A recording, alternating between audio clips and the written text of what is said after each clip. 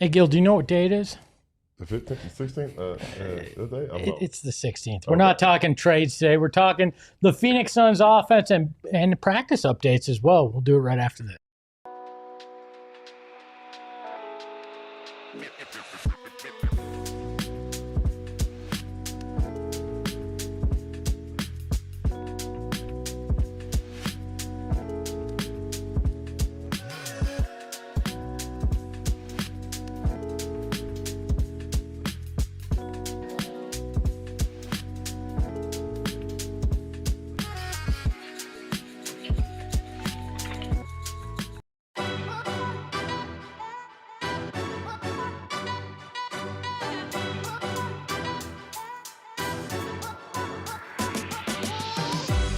What is up, party people? It's another edition of PHNX Suns.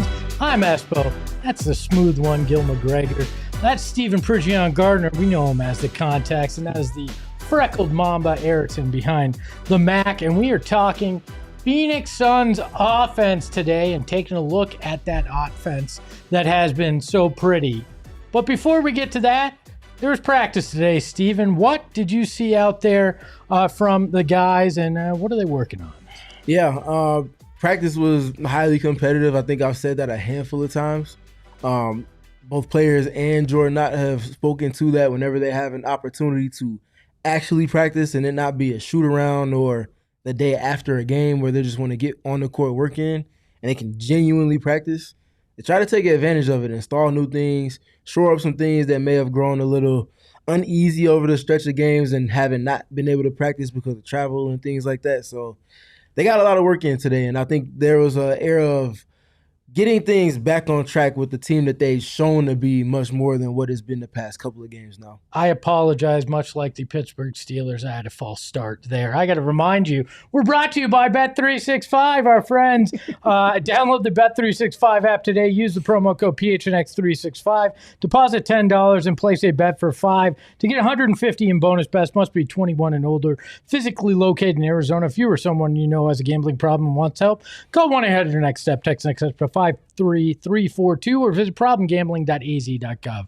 I apologize to interrupt the brilliance that is your analysis there from practice, but you were saying that essentially they take these days seriously when they get the opportunity to actually have a true practice, and they go out there and they put on the effort. Yeah, and it genuinely feels like guys look forward to these days considering the way that their schedule has been so kind of tumultuous, if you will.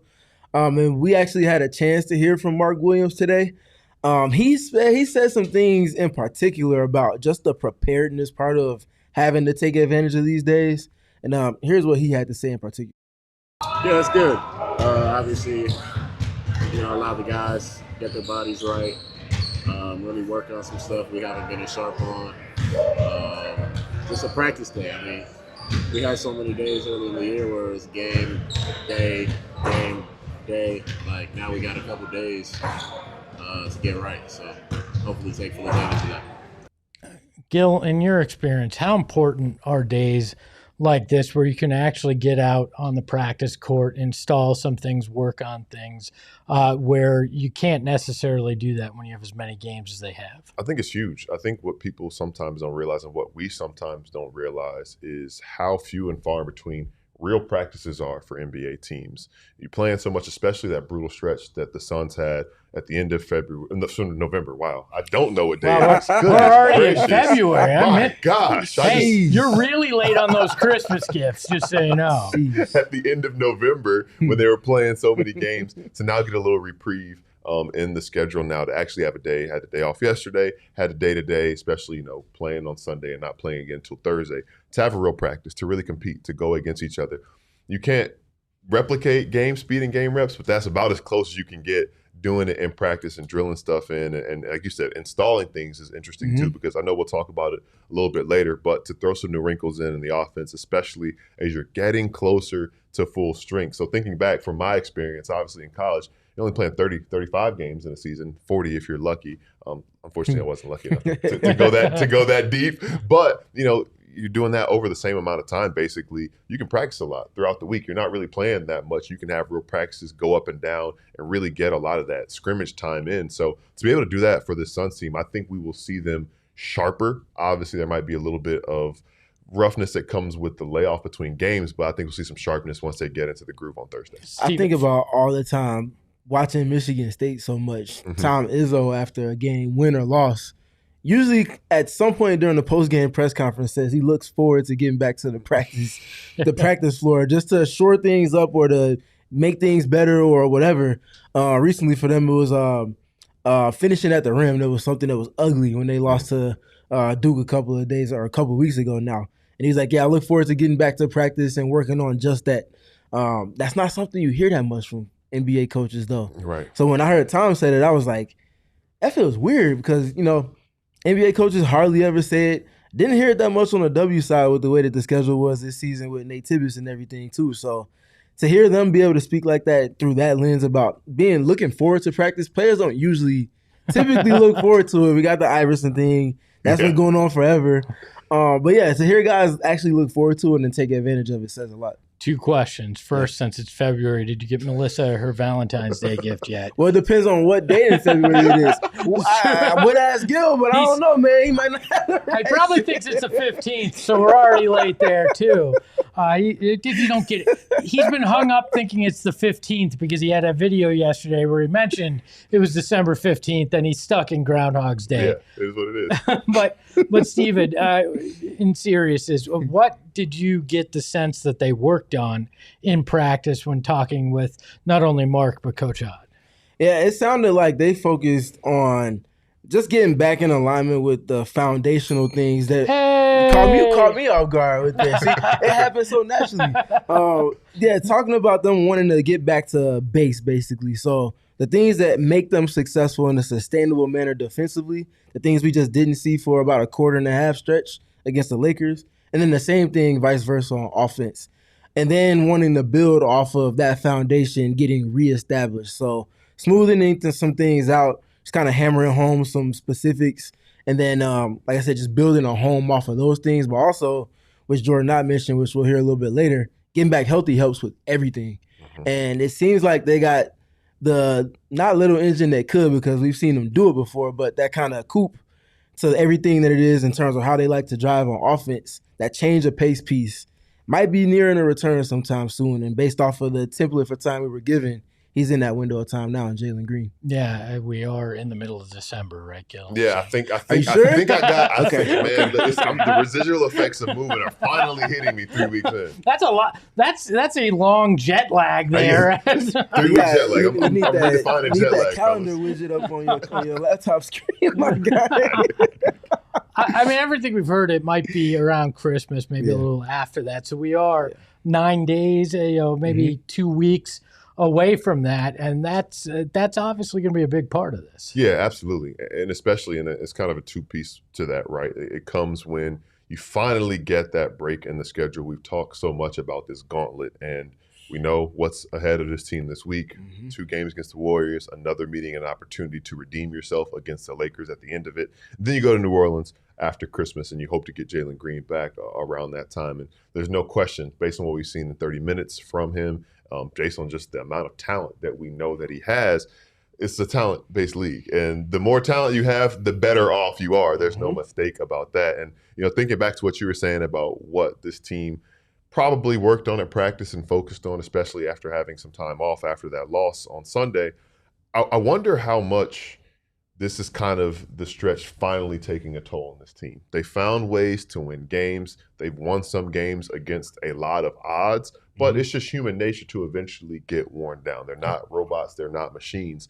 So I'm curious if what we saw that was somewhat uncharacteristic on Sunday was just basically a matter of this taking a toll, because the stretches come with tough tests, but it's also come with injuries. It's come with a lot of travel. It's come with historic losses. So maybe there's some type of residual effect that this layoff, this practice time, we see them kind of get back to what they are, who they are, and get new life as they go into the end of the stretch and then go into an easier stretch with hopefully Jalen Green. I imagine that's got to be part of it, because we've talked about it. You've got so many guys that are playing, a slot or two above where they're usually going to be in a rotation, getting 30 some odd minutes rather than 20 some odd minutes. A guy like Royce, doing that, and eventually that likely does take its toll, both physically and mentally, because you've had to push so hard just to get to 14 and 12, right? You've had to do a lot of things that weren't expected of you, and that, just like to your point, is human nature to just get worn down both physically and mentally. So when they say, when Mark says, yeah, we're looking forward to having practice, it actually probably is the case, because they're like, oh, we can take a step back, we can breathe, we can think through this stuff, and we can work through some of these things that we've experienced out on the court. And that's got to be a huge benefit. Yeah, it definitely is. And I think the other part, just to add to the things that both of y'all are mentioning, I look at someone like Colin Gillespie, and I'm like, okay, Colin supposed to be the sixth man on the roster. Jalen goes down. He goes into the starting lineup sometimes. Sometimes he's still in that six-man role. But there's more of a precedent put on him to provide just some value to produce on the court on both sides of the ball. Then Devin goes down on top of that, and it's like, okay, now you got to start. And you got to play about 33, 34 minutes a game, if not more than that, if we end up going to overtime. Yeah, you got to score. You got to take more shots. You got to score. But what comes with that, because he was so successful early on, he's jumping up the scouting report to where there would be things he could get away with, because a team simply can't put forth everything in a regular season setting when you got to deal with Devin Booker and you got to deal with Mark Williams, you got to deal with Dylan Brooks. You can kind of hide in the weeds just a little bit. When you get to the starting group and you start pecking up that order in terms of the scouting report, weaknesses and strengths are all out there, and teams are taking things away. They know how many dribbles you like to get to before your pull-up. They know how many times, to your point from last season, if you're Bradley Beal, how many times you've been down to tie your shoe, and which hand you use to start tying your shoe with, it gets that fine in terms of the details. And that's a lighter note, obviously, but that's how arduous it is when you go into that starting lineup and you start getting that lens on you. I think so much back to that Wednesday game in OKC when I watched Alex Caruso deny Colin Gillespie the ball 94 feet.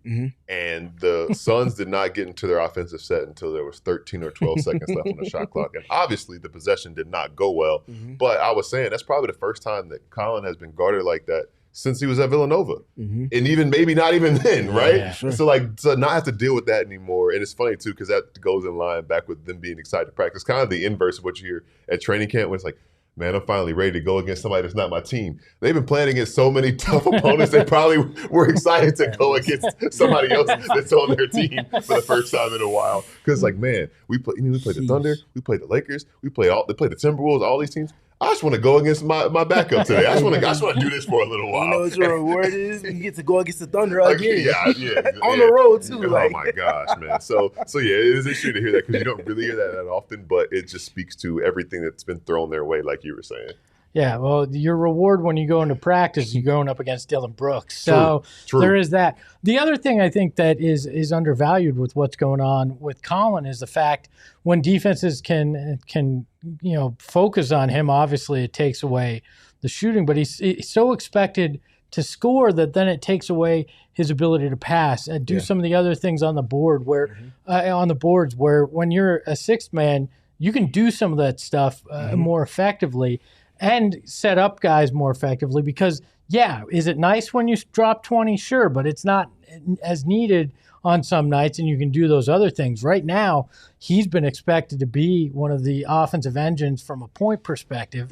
You can't do those things. Yeah, that's the difference between when it's in addition to everything that's already going on versus when it's like, hey, we need this. And when you need it, and it also comes with that attention from the other side in terms of teams planning and preparing for it, that's when it gets a little tough. And we've seen some things kind of be inconsistent, not just specific to Colin, but with the entire roster, because of so many things kind of being out of whack for such a sustained period of time. It felt like they were one piece away from things really kind of reaching that point that it has the last week or so. And when Devin went down, that's what it was like, I don't know how much longer y'all going to be able to hold this up, just because it's not sustainable. But now that's the kind of tough part of it. The gift now is all of this experience compiled with guys out of the rotation for injuries or whatever else might be going on. When you are back whole and healthy, knock on wood, touch metal, whatever, hopefully it's sustained. You should be able to take all of those experiences, add it to the talent that you have, and now you can kind of piece together something that could potentially be better than people have anticipated and expected. Yeah, I was just going to say the Suns knew they needed those contributions, but the other team did too. So they're like, you know what? We know they need 15, 20 from Colin Gillespie. Guess what we're not going to let him do? We're not going to let him get comfortable. We're not going to let him do that. So, yeah, to be able to just take a deep breath and one, for his contributions just to be nice to have rather than something that you're dependent on to win, which has been great that he's been capable of doing it. But to your point, I'm sure it's going to be a welcome sight for everybody for that to kind of be something different. And to that point, Colin said it, Royce has said it, someone else said it too. Jordan Ott said it today as well. They're looking forward to being back healthy and the kind of normalcy for order being restored to be something that they can have as an advantage, because literally since training camp, they haven't had it. Mark Williams hasn't been involved in the capacity that he is now up until the last 3 weeks or so of games. So they haven't really had normalcy at any point this season. This might be as close as they get going into the turn into the new year. We will talk about what it'll look like rotationally and normalcy as we look into the offense. But was there anything else that came up at practice today that we should bring up before we move on? The birthday guys. We didn't get to talk to Nigel. He was too busy getting up shots, which I obviously respect. That's what everybody was doing. There was a lot of threes being gotten up at practice today. Rashid Fleming had a good game last night on the G League level. Did not get to watch the game because it just wasn't accessible. G League, please clean that part up, y'all. You didn't sign up for Jazz Plus just to watch the game last night? I did not. But he was putting in a lot of work with assistant coach Chasen Allen, adding layers to his game. Don't want to give away details, but just think about some of the ways that some of the better wings operate on the offensive side off the dribble and kind of the spaces that they operate in. He's adding that to his game, working through it, but trying to work on the mechanics to sustain that level and kind of add it to his game. And then the other one is Devin and his three-point shooting. People have said a lot about it. It's not that he's not working. That's something that, honestly, every time I walk into practice, he's getting up three-point attempts off the dribble and catch. So I imagine there's going to be some return on the investment at some point, but give him a little bit of patience. He's doing a lot of good stuff on the court right now. This is an extremely dumb observation on my part, but it just hit me that we have a Chasen Allen and a Grayson Allen involved with this team. So look at that. That's the kind of analysis that you get here on PHNX. So yeah, when you've got names that are lining up like that, it is alignment. Ding. Hey, I'm just doing it myself. Now, on the other side of the break, we're going to talk about the secret sauce to Jordan Ott's offense and actually hear from the man himself. The best part, I don't know if you're like my wife, but my wife loses things constantly, Gil. And if you lose your Shady Rays, they will replace them. If you break your Shady Rays, they will replace them. That's how much they believe in their product and want to take care of you. So do you think you'll lose or break them? Probably. No, yeah.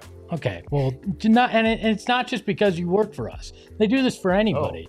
So we've teamed up with Shady Rays to bring you an exclusive offer, not just you, everybody. Head to ShadyRays.com, use the promo code PHNX for 35% off polarized sunglasses. Try for yourself the shades rated 5 stars by over 300,000 people.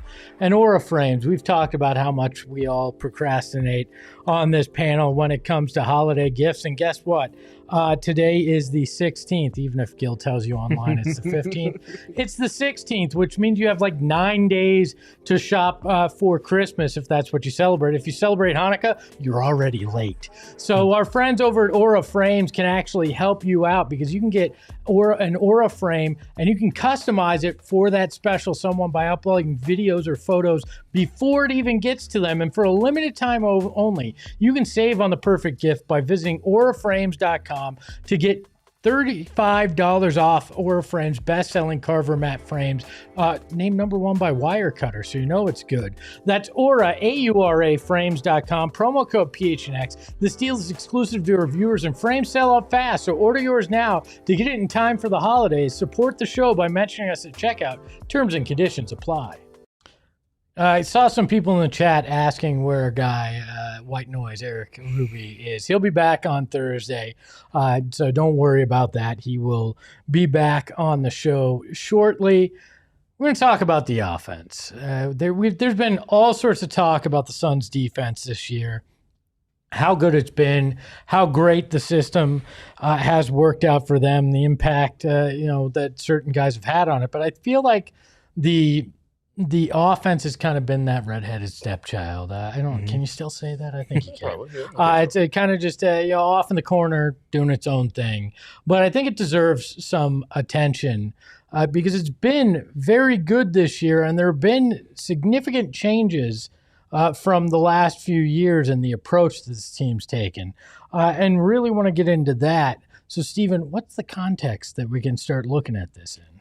Yeah, Ayrton, we can go ahead and get the numbers up. So right now, in terms of non-garbage time minutes for the offensive numbers, they're 14th in offensive rating at 116.3. And in a half court, they're 15th at 95.7. So somewhat middling. I feel like for the greater part of this first quarter and some change, they've been closer to the top 10 than they are closer to the middle of the pack in terms of the entire league. This kind of takes a hit from the last couple of games from them as far as the averages go. How much garbage time does the OKC game count for? The entire fourth quarter. I'd drop the entire game out when looking at the offense. That would be helpful.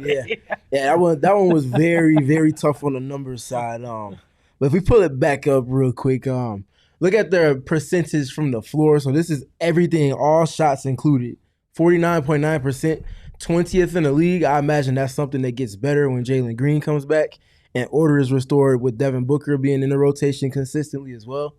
In terms of kind of the Jekyll and Hyde effect, the 16% turnover percentage, 26th in the league, not that good. That's something you want to have cleaned up significantly to get more out of your offense. And then the last two for me, I talked about their tagging up approach on offense in terms of intentionally going about how they go for offensive rebounds. That's helped their transition defense, but it's definitely helped them get extra possessions. They're fourth in the league with that.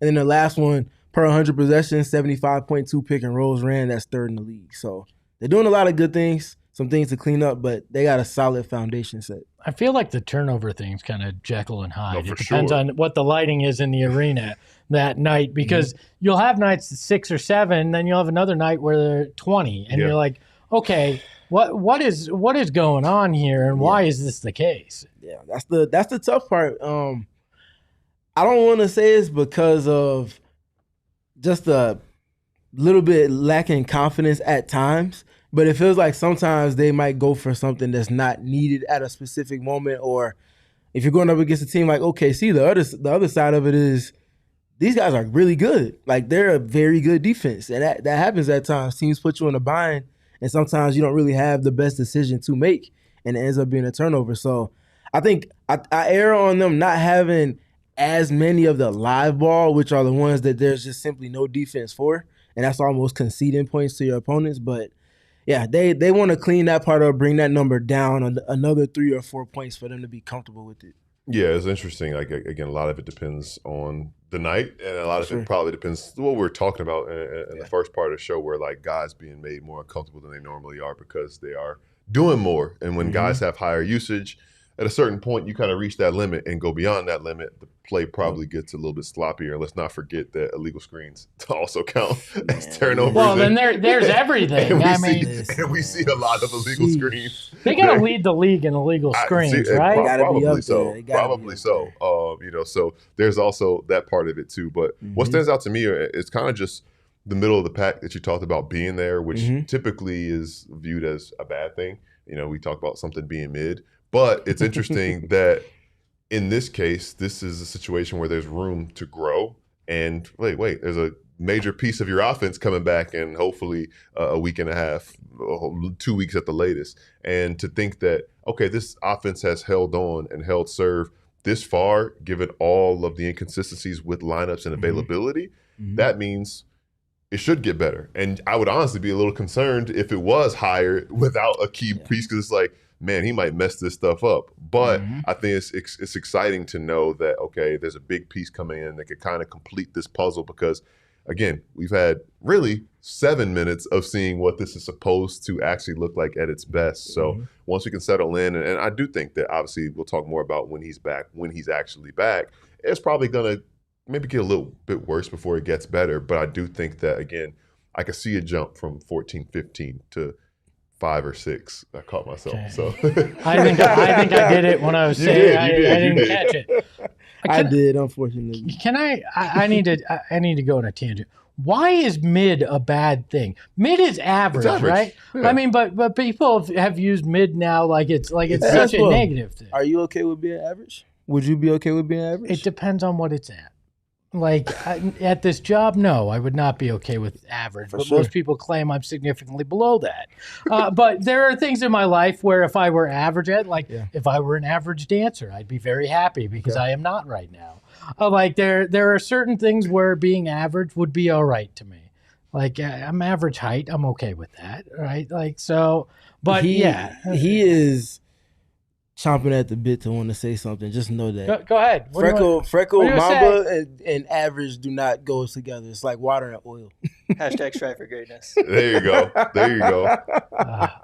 Says the man that's wearing sandals and socks. In my day, that was not greatness. That was grandpa. All right. Oh, boy. By the way, hi to Stefan in the chat, our Serbian Suns fan. Glad to have you here. But yeah, they're right in the middle of the pack with a lot of those offensive stats. But when you consider how much of the offense Dylan Brooks has had to be because of injuries, how much you've had to rely on the others offensively, I don't think that being average is a bad thing in this case. Yeah, I mean, obviously context is very important. And one thing my pops like to say all the time: the one thing that gets in the way of being great is good enough. And you think, oh my God, my dad said the same thing. I'm not kidding. See, there you go. See, good isn't great. That's just it's wisdom from the older generation. But I think that to say that though, again, like knowing that that's there, you don't rest on that. I think this team is doing the best it can with what it has. But ultimately, all things considered, you would take where you are. And I mean, that's reflected in the record as well. Like you're just a slightly pinch over 500. You want to stay over 500. And it's kind of, we've been saying it, like tread water, keep your head above water until you get everybody back. And you should be kind of on a good little runway once the schedule lightens up and also you get stronger. Those things kind of happen. It could be the perfect storm. So again, I expect to see a lot of improvement in these things. And that's us talking about the good, which could be even better. And that's why kind of going into the season, knowing that Jalen Green wasn't healthy and we weren't sure when he was actually going to be around with the team. On top of the Mark Williams piece to it all too, I was like, we can't say too much about their offense. We can assess what the foundation looks like and then kind of play the hypothetical of what those two pieces look like when they're streamlined into everything. But you can't make definitive assessments because they just don't. Those are two pillars to their offense. Yeah. On the defensive end, though, which we're not talking about today, but that was the part where I was thinking you can really start to tell and see where they are because obviously Mark helps significantly there, but there's things you can do without him to make it a little easier to see how his role fits in.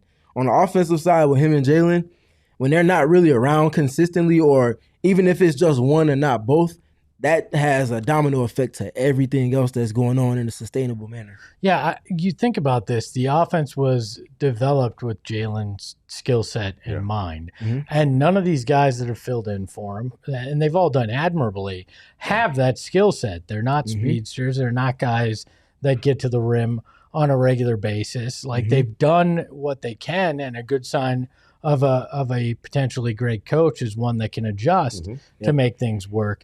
But we don't really know what this offense will look like because you don't have the second driving force of it yet out there. And that's why I'm okay with average right now. I won't be okay if Jalen comes back, plays the rest of the season, and you're middle of the pack. That's not okay at that point.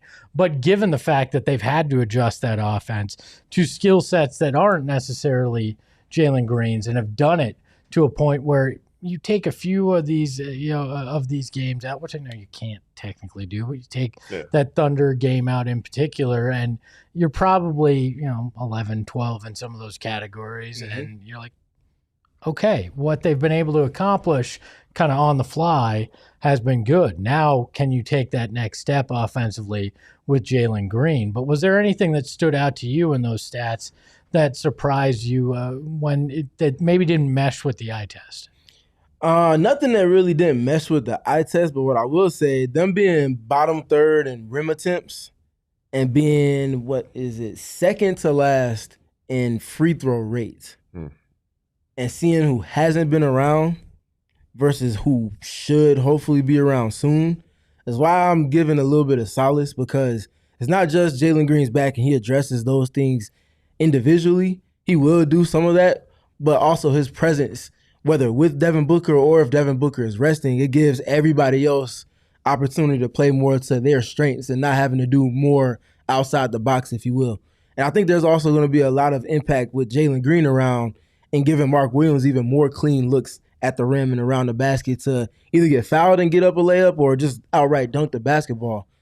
So those two particular areas, the rim pressure and the free throw rate, them being bottom third and for free throw rate being second to last, I imagine those jump once Jalen is sustained in the rotation. One thing I was curious about, and it could be the lone thing that could have an adverse effect, and obviously when you have Jalen Green, you get more of the sexy things, the offense, going and humming in a certain way, but the blue collarness maybe you sacrifice a little bit of, like that being fourth in offensive rebound percent. I wonder, that's a part of the fabric of this team a little bit, but how much of that are you willing to be okay with? Like, we're okay with falling to 9, 10 if we can get more of those drives to the rim, because you're probably missing fewer shots at that point too, right? You're less opportunities. There's less opportunities to do that, so that also kind of comes with it as well. But I'm very curious to see, like, when these lineups change a little bit, how that part of the offense changes, because it does give you extra possessions. But I guess the other part of it is, are you going to need extra possessions if the offense is flowing more efficiently? Mm-hmm. I think when you look at the shooting numbers, I know we have a graphic on this, Stephen, that you and Ayrton put together. This is where I think you see the offense shine a little bit more. Yeah. With the shooting, they have some pieces that are, as individual standalone parts, are going to garner attention when they're spaced or if they're literally shooting the basketball. Devin Booker, obviously, at the top of that list. I don't know, honestly, at this point, who's number 2 for them? Is it Colin Gillespie or is it Grayson Allen? Because they've both been so well. They've been trading off at times. They've been hitting together, but they've been kind of trading off. You go, I go. And then, obviously, in tandem with those two also comes in Royce O'Neal, who's been with himself. You go, I won't. Yeah, so. That's true, especially over the course of games at times. But, yeah, they have a bevy of shooting talent. And I think, again, the domino effect of Jalen coming back is those 4 guys being able to play to that particular quality more frequently. Teams are going to have to show in gaps against Jalen Green. If you don't, as those numbers show, there's going to be a price to pay, and the quality of shot that's created from that is something that's going to be a focal point of their offense. So I think that's, especially if you start looking at lineups that they can get to, it's something that's really going to help them. And I think that shooting talent piece, whether they make additions or if they kind of stand close to the pack, they're going to be in a good space once Jalen gets back. Yeah, and it's interesting, too. I was looking at the three-point shooting numbers, and we talk about it being the great equalizer. And I think we've kind of said that in a lot of these games where the Suns were slightly outmatched or very much outmatched. They need to make some shots. If they make some shots, which, I mean, it's a make-or-miss league, so that's Captain Obvious saying you need to make shots. You got to score more points than the other team to win the game.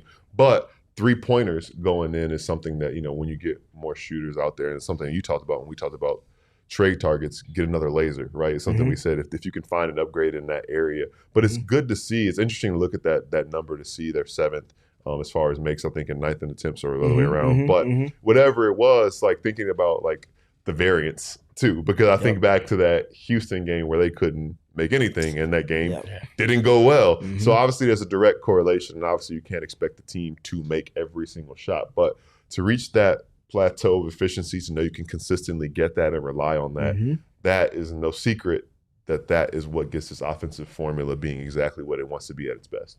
Yeah, and you don't have to hit every shot. You got to hit the quality looks that you're getting. And I think in the games that they struggle, they're missing quality looks. Some that are wide open looks that we know that they've been generating, and Devin Booker in particular has helped generate since the beginning of the year. And when you're missing those, that's the toughest part for this offense, because the margin for error in that specific area is very slim, because this is a team that has to take every opportunity that they get and make the most out of it. So they're 7th in makes, but I wonder if they consistently were hitting those, how much higher they would be, because they do get a lot of quality looks. Yeah, I think it was 4 of 20 from on open shots that were classified as wide open in that Rockets game. It wasn't no coincidence that I picked that Rockets game. They were 5 of 36 as a team, and 16 of those misses were considered wide open. If you make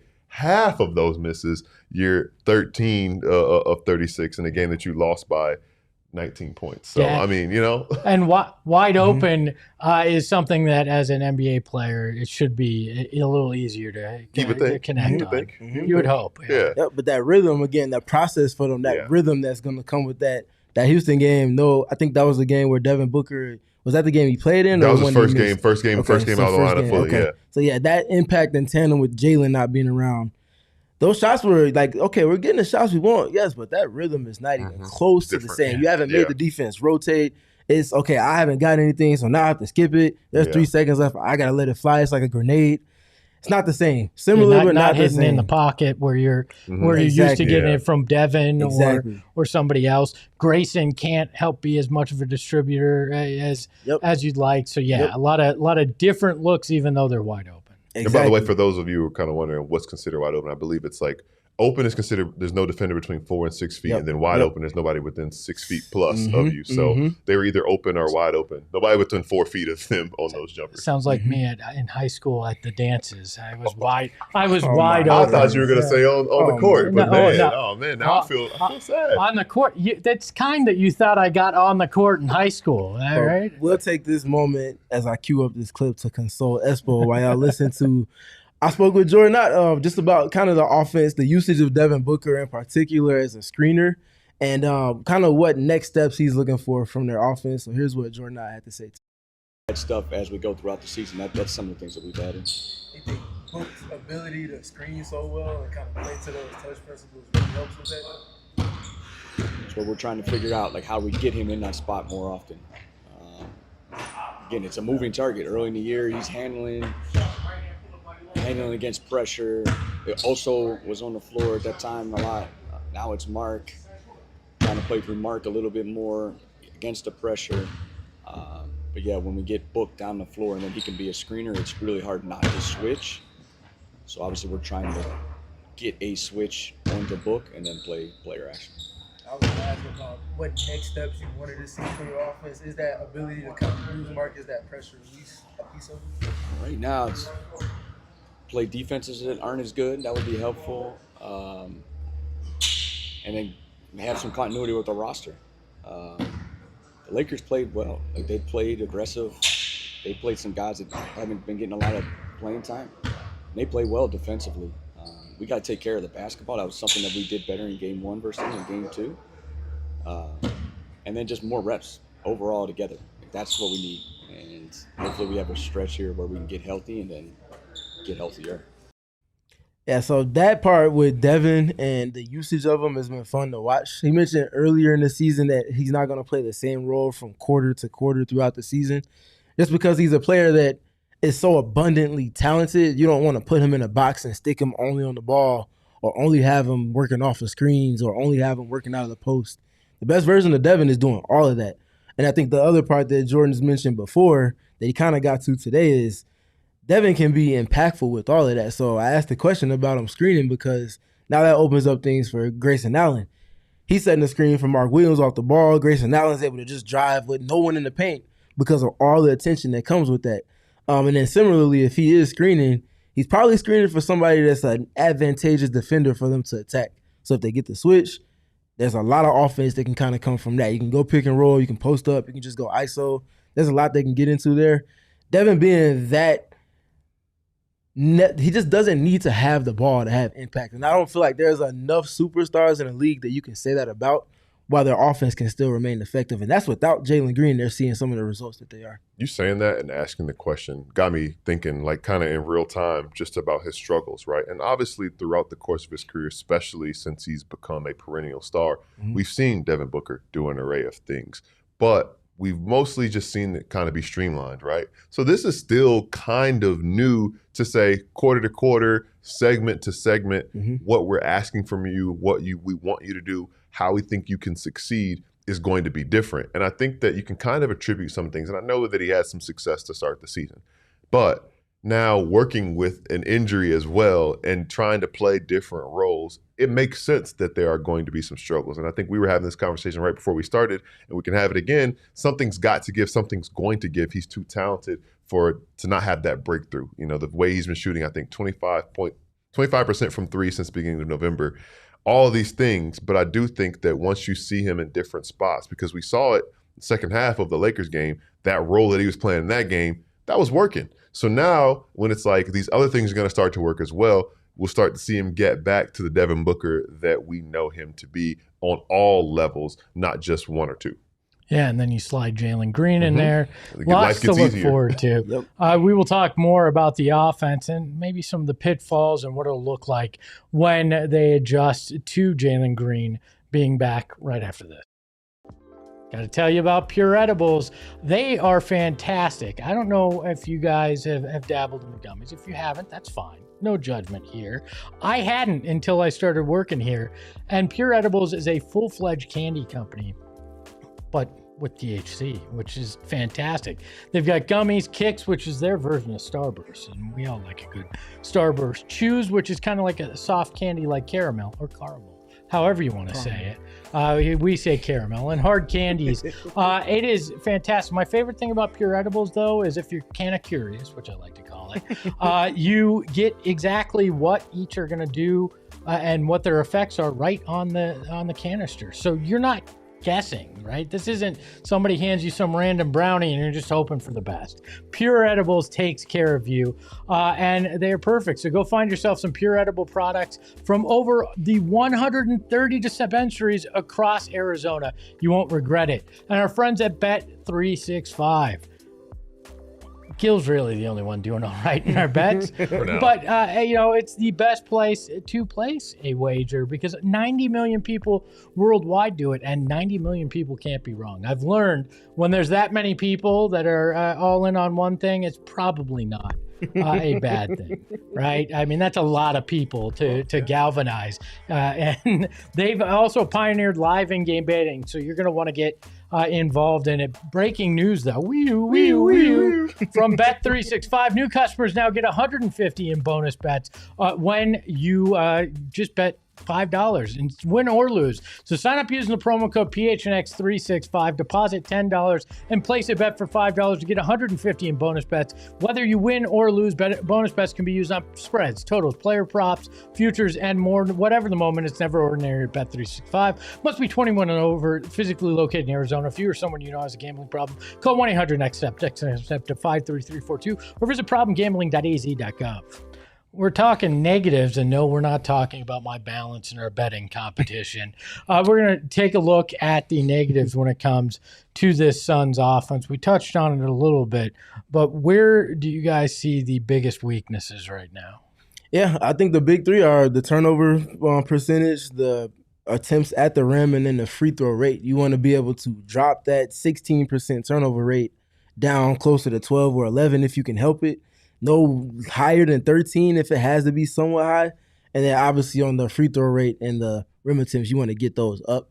I think it might be just some addition helping with bringing those numbers to closer to where you want them to be. But they're in a decent space. But if you just have to look at something, those three areas are ones that have plagued them in games so far this season. Airden said they're perfect, so I don't know where you're coming up with this stuff. But I was going to say, at the risk of contradicting myself, I do want to ask both of y'all, how risky or how problematic could it be to just look and say, press the Jalen Green button, he fixes everything. He's going to get downhill. He's going to fix everything. Because that is a lot to put on somebody who is new here, who is coming off of an injury.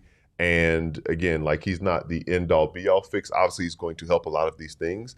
But you have to ease him in a little bit to a certain extent too, right? Yeah, I think you have to temper those expectations that he fixes everything himself. Like, I don't think he comes in and all of a sudden he is the one that getting to the free throw line 20 times and everything's good.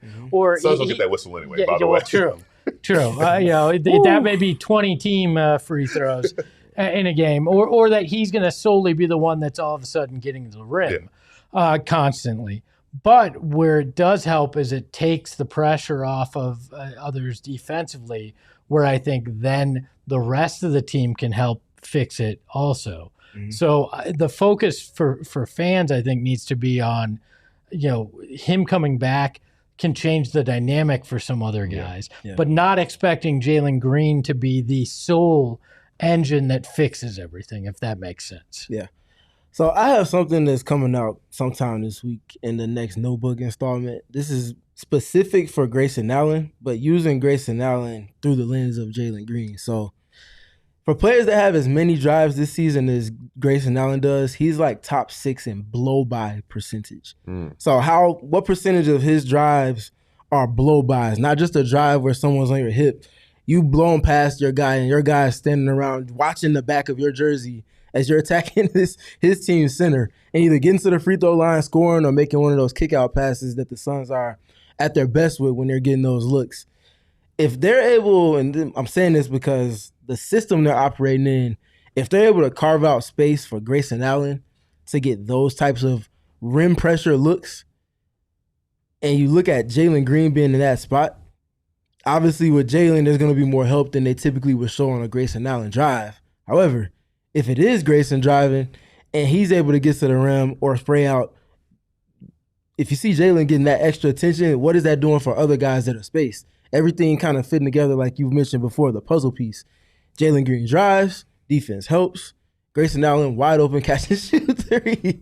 Or if he's making a +1 pass because they cheat the rotation, okay, now it's Dylan Brooks or Royce O'Neal, or even better, Devin Booker might be shooting an uncontested wide open 3. It's their pride and process. Is that better? Yes. It's their pride and process, but also trusting that. We talked about maybe 2 or 3 weeks ago. They're in the fourth quarter game, 6 seconds on the shot clock. They're still finding a way to go get a paint touch and get a kick-out pass. No one's playing one-on-one to that extent. I think them not hitting that default button and trusting the pass and having someone else that can kind of kick off some of those blender triggering kind of situations, I think is something that will help. So for me, it's less about just Jalen, but it's more about the system growing more impactful because of his skill set. Yeah, the domino effect that it has ultimately, right? I think, like you said, tempering expectations is a good way to put it. And that, like, you might not look at the box score, look at what he did right away. But then if you watch it and say, oh, man, everybody else is not working as hard. This is looking a little bit easier for Devin Booker. People are getting more open looks because, like you talked about, that scouting report, Jalen Green's going to be right at the top of it. And all the red line things they talk about, coaches say, like, you need to know, if nothing else, these couple things that he wants to get to, you have to play to that because of the reputation he's built for himself over his couple of seasons in the league. And now everybody else gets to eat off of that. So that's exciting. And that could be the button that fixes everything, not just, oh, Jalen Green's healthy. So that makes sense. What do you guys think the ceiling for this offense is? Like, where do you think that they could go? I think they can get to that top third. They might be the number 10 team in terms of total offense. I think some of that becomes of how sustainable their defense is. We talked about the points off of turnovers, the turnover rate that they force upon opponents. Last week they were number 2 coming into this upcoming week to only Oklahoma City with that. That's going to help your offense a lot, a whole lot. And then when you get to the half court, I think they can get to top 12. So maybe 10th in general offense and then 12th in the half court. That's a solid number. Yeah, I would love – I'm right there with you, somewhere between 8 and 10. Obviously, there's been enough games where they probably won't actually place themselves in that range, but kind of putting a pin in it, I would love to revisit this at the end of the year, from whatever day Jalen Green comes back until the final game of the season, see where the Suns rank offensively and all of those metrics. And I think it would be one of the top 10 teams, maybe even like as high as 8. I think depending on if you can add that one extra piece, like I'm not talking star. It's guys like we talked about, the Bobby Portis, maybe Brooke Lopez. If you can add something like that, I think they could be 5 to 7 range there. I learned. I think they can be in that range because there's so much potential for what this could turn into offensively, with Jalen back, with maybe one additional piece. All of a sudden you go, okay, I really see what Jordan Ott was envisioning with this offense. So last part I'll say, potential. They want to score better off of the second chance opportunities that they give themselves. If you have a top 4 offensive rebound rate, you want to see more return on that intention. That goes back to process. Those aren't by happenstance they get those. those are off of intention. So I imagine that gets better with Jalen as well, but just generally speaking, you want to score more off of those extra possessions. You know, so if you get a guy crashing the glass and oftentimes that leads to spray out threes, so got knocked down those open threes, or have a guy who's big enough and has a second burst to go back up. I know I said it too. I think I might have just had a nickname. We got the big V too. I said the big variable. So if the Suns get a big man at the deadline, he's going to be the big variable. I like that rotation of the big veto and the big variable. Will Bobby Portis qualify as the big variable? Because he's not a traditional 5. Okay. Yeah, I think so. Okay. 6'9" big, right? Yeah. That's fine. Yeah. It's all.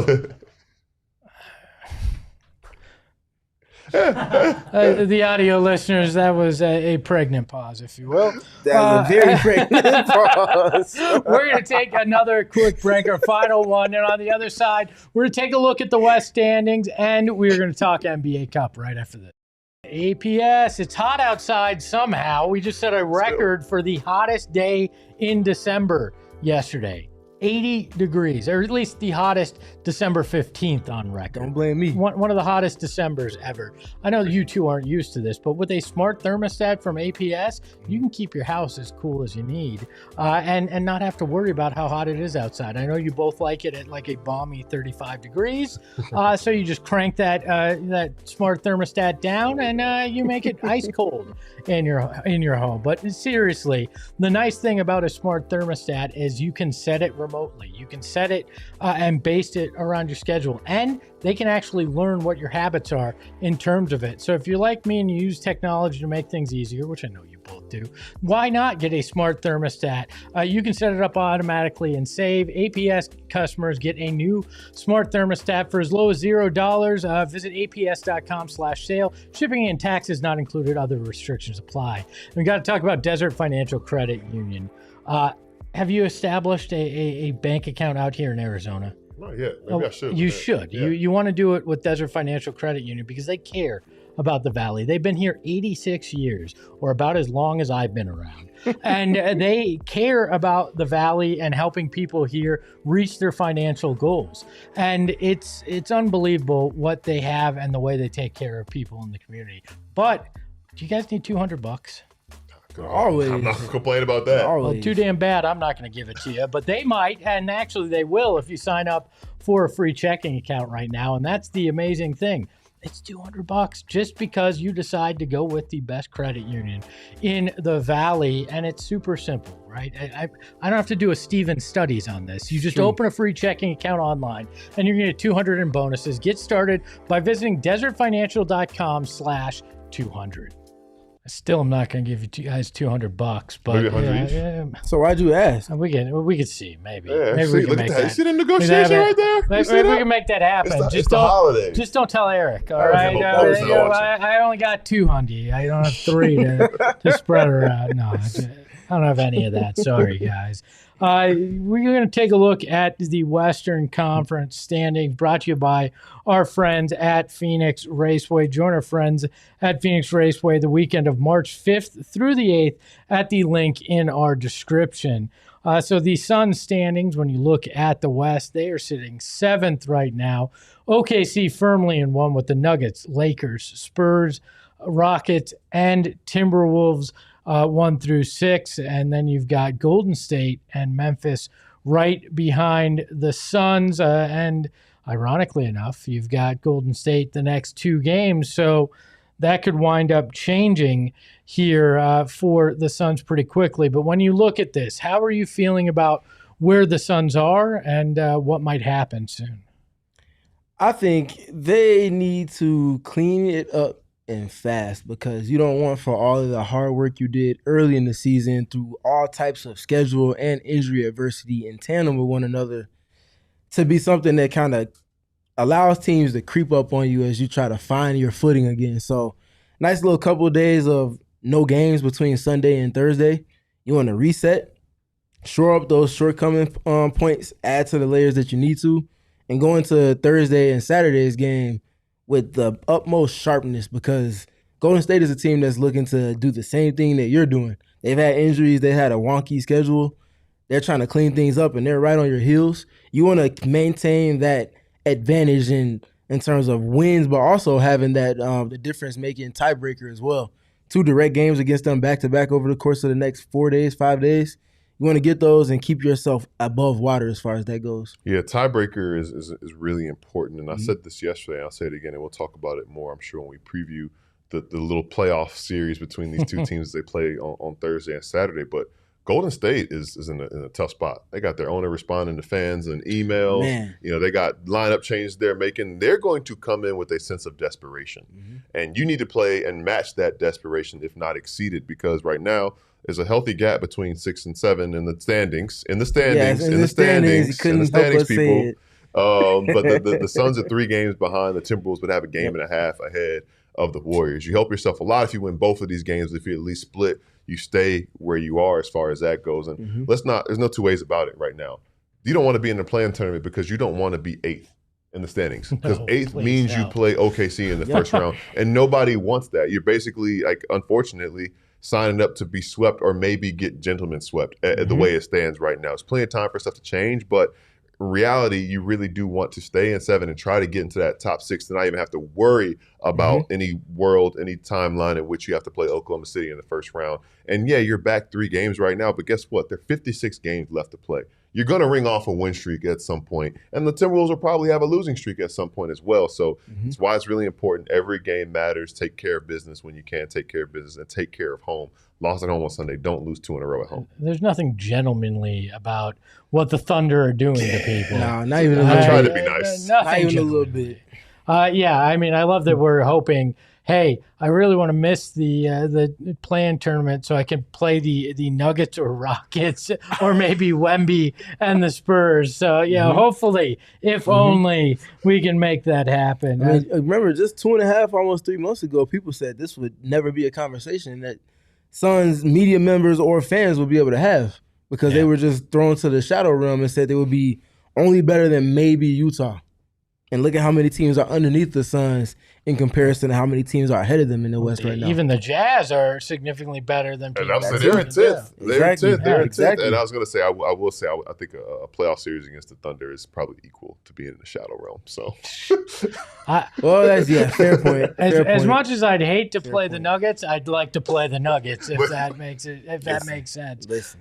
One thing we talked about the Spurs briefly. They are playing tonight in the NBA Cup. I almost called it the in-season tournament. It's the same thing. Rookie. I refuse to say the sponsor. Yeah, because they're not paying no bills. They have no obligation to go off of their freestyle. That's what you do. Yeah. I ain't get any flights or nothing out of that deal. So I'm not mentioning that. But the Spurs are taking on the Knicks tonight. First and foremost, have you guys officially bought in? Do you like this tournament and the fact that these two teams are now playing an 83rd game that literally counts for nothing other than the cup?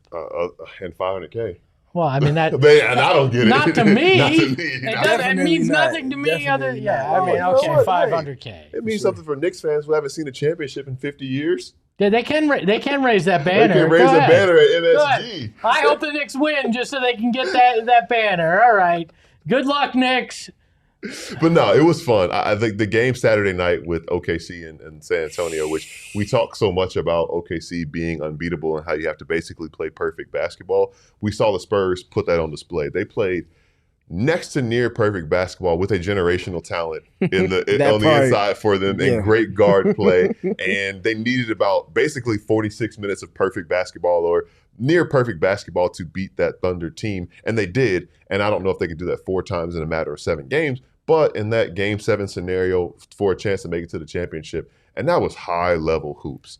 That was such a fun game to watch, to see 2 elite teams. Is going to be a rivalry for the next probably 10 years, so long as these teams stay intact the way they are, which is unfortunate to say, covering a different team in the Western Conference. But that's just the gold standard. Mauro might have something to say. Hey, listen, we hope. Hey, he keeps shooting them threes the way he did last night in Salt Lake City. He will have something to say about that.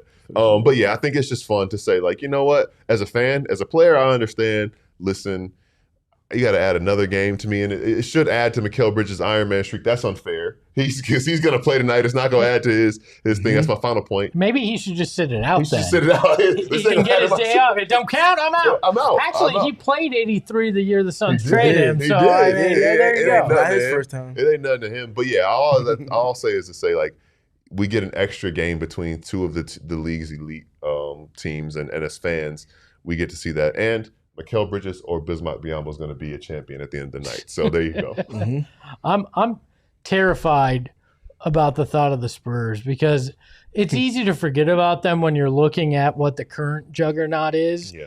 But you see what they did without Wemby. Yep. Wemby's back. They beat OKC. Like it's terrifying what they're going to be too. Yeah. Like again, another area that the Suns have a very slim margin for error is how they build this. And you need Kaman to wind up being the guy that everybody thinks. You need him to continue to hit those threes. Otherwise, you're going to have to scramble to try to find another answer at some point. Man, I freaking hate the Spurs. I hate the fact They got so much luck, man. Oh yeah, three generational big men because they got lucky in draft lotteries and stuff. And we talk so much about how the Mavs like fell into the number 1 pick. They got the number 2 pick and got Dylan Harper, who any other year would have been the number 1 pick. So I mean, really, come on, man. Yeah. This is a team that lucked into the number 1 pick with Tim Duncan. Like They got the last 2 rookies of the year on their roster. The great part though is the fact that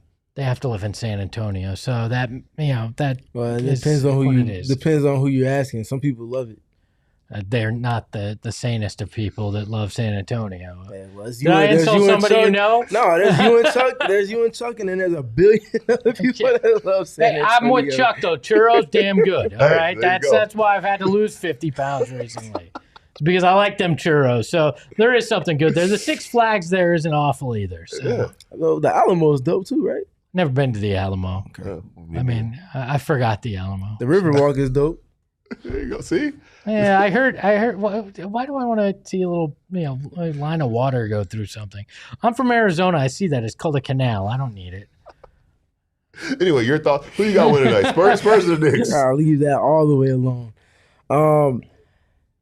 I've been going back and forth with this one since the finalists were set. My mind says the Spurs. But your body's telling you no. But what I saw, oh no, that's not. But what I watched, man, what I watched from the Knicks, and everything that they did on the defensive end to just go and get that win against Orlando was very interesting for me. I'll probably go. I'm gonna go Spurs. I think Wemby there's literally no matchup for him. But I think their guard play is just so good. I think the attention they get for what they do on offense, I think they call Castle and Harper the Dash Bros. I think is their new nickname. That's fun. That's fun. Because they or the drive bros or something like that. Because they go get to the basket so much. That's a different type of pressure they put on opponents. But for me, it's what they do on defense. Stephon Castle is a dog. Yeah, he is. That dude is. He is one of those guys, and I think the fact that he wears those qualities the ways that he does for that team, it allows for De'Aaron Fox to defend more comfortably. It allows for other guys, Dylan Harper, not the biggest guy, but he doesn't have to worry about taking on the toughest matchups because he has Castle there, and he's also got the alien behind him in some capacity around him as well. So that team is well coached. They're really good. They're doing some fun things, and I think they're going to get it done tonight. Look, you can call me Spike E because I'm saying go New York, go tonight. I don't want to see the Spurs and Wemby get any kind of taste of what it's like to put up a banner because I don't need that in the Western Conference, whether it's a meaningless one or the real championship banner. I don't need to see that. You're going to San Antonio. I guess I'll break the tie, and I'm actually going with the Knicks because I think history is going to repeat itself for a third time. First year, we had the veteran-laden Lakers beating the Pacers. Last year, we had the veteran-laden Bucks defeating the up-and-coming Thunder. This year, we'll have a Knicks team who's seen a little more than this Spurs team, sans De'Aaron Fox, when that's like the couple playing tournaments in the first round. And Harrison Barnes, that is true. Harrison Barnes has seen a lot in this league for sure. And somehow it's just like 32 years old, by the way. Like Crazy he's enough. he's seen a lot, still very young. But I think the Knicks just haven't gone to the Eastern Conference Finals last year, even though they're without Landry Shamet and Deuce McBride. I think that Jalen Brunson has a big game, despite the fact that the Spurs can throw a lot of defenders at him. I think he'll have a big game because he's the clutch player of the year, and he'll step up. So I think that we'll see history repeat itself again with the veteran team winning the cup. Kara, Sean, you're both suspended for showing up late. I apologize, but that's just the way we do it around here. Any final thoughts before we get out of here, gentlemen? X factor for the Knicks is Karl Anthony Towns. X factor for the Spurs is Stephon Castle for me. I just want to see a good game tonight. I'm going to be seated and I'm going to enjoy it, and we'll have an extra good game between two elite teams. Kara, no excuses. We expect greatness. I don't care if you're at work. So are we. Yeah, so why great can't you counterpoint. be here? Though, Sean, you get a fine too, just because you asked. If there's a fine as well, no fines for you, gentlemen. No, it was a fantastic show. And Ayrton, you did great behind the Mac as well. I find myself every day because I'm just who I am.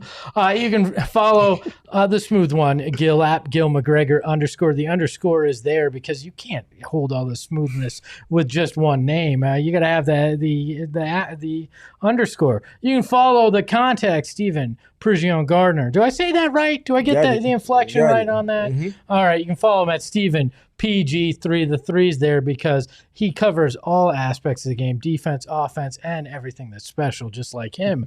You can follow the Freckled Mamba behind the Mac at Freckled Mamba. That's because, no, he's not a snake. He's just good at basketball, and he's got freckles.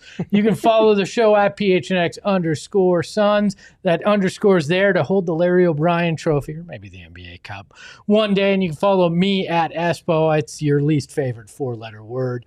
And remember, we'll be back tomorrow for a 3 p.m. show previewing the games against Golden State. And then on Thursday, we're going to have pre and post game for you. We'll see you tomorrow. Ahoy, hoy. We all silly like the mayor.